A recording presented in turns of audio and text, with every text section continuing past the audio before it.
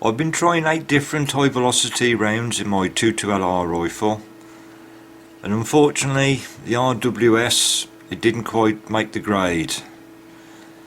RWS are made in Germany, and comparing the bullets with the subsonics, the high velocity looks fairly similar. There's a slight difference, but that may be just down to the copper coating, or it might be production runs, one bullet is much older than the other and the dies were different. But just looking at the basic shape, there's very little difference, and you could almost say they are the same.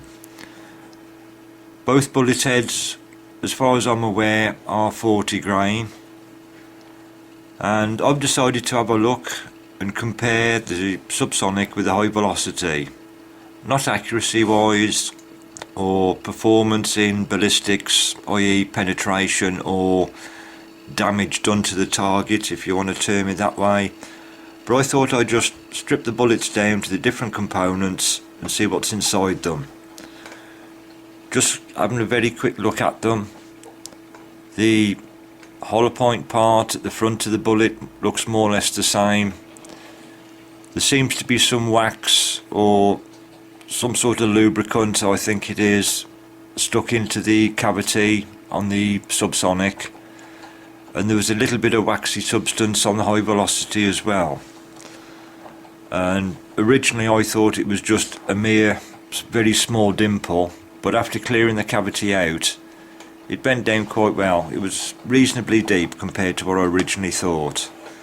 So I'll strip them down and we'll have a look at each individual component and see what they're like and compare. Now that I've pulled the bullets out of the casings, I can compare the underside. There's a cavity, a bit of a dimple there, and the depth that it went into the case, it appears to be roughly the same. I would say there was a firm fit inside the case. A bit of a struggle to get them out, but they come out reasonably easy, and it did take a little bit of force, but they was about equal.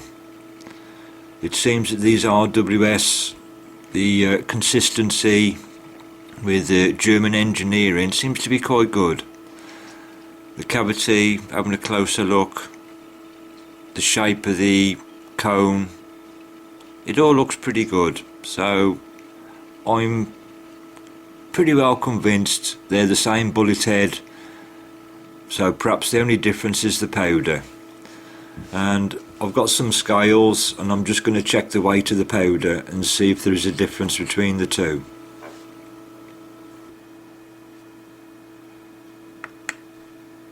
Just checking the weight of the bullets. The high velocity, it sort of hovers between 40.2, 40.4, and looking at the subsonic version, comes out at 40.2 at the maximum, so there is a slight weight difference, and perhaps that's no more than just the copper coating, I think, more than the actual bullet itself. But there's very little difference, and you could almost say they are exactly the same. Now, turning my attention to the powder, if we look at the high velocity version,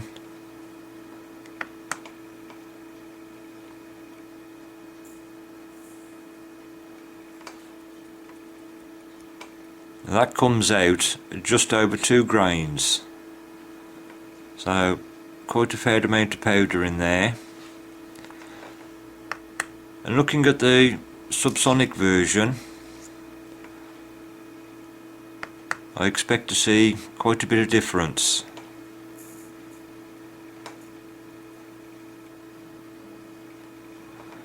Now, that doesn't even make a grain. 0.8 grain, so that's quite a lot less. Quite a big difference in those. just looking at the difference between the high velocity powder and the subsonic powder, it doesn't look a great deal. And looking at it, I think the high velocity is just slightly finer grains, a smoother powder in form.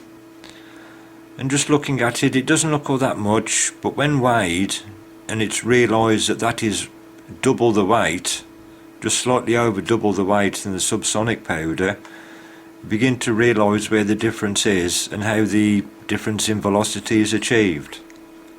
All that remains now, just to set fire to it and see if there's any difference in the way it burns.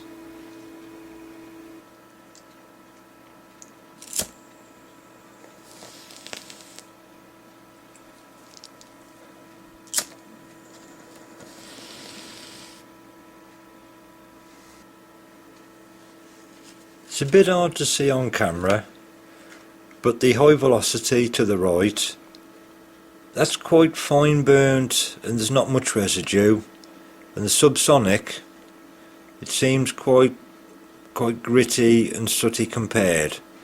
And also notice that the high velocity was much faster burning, so I think we know where the difference comes from now in the velocity.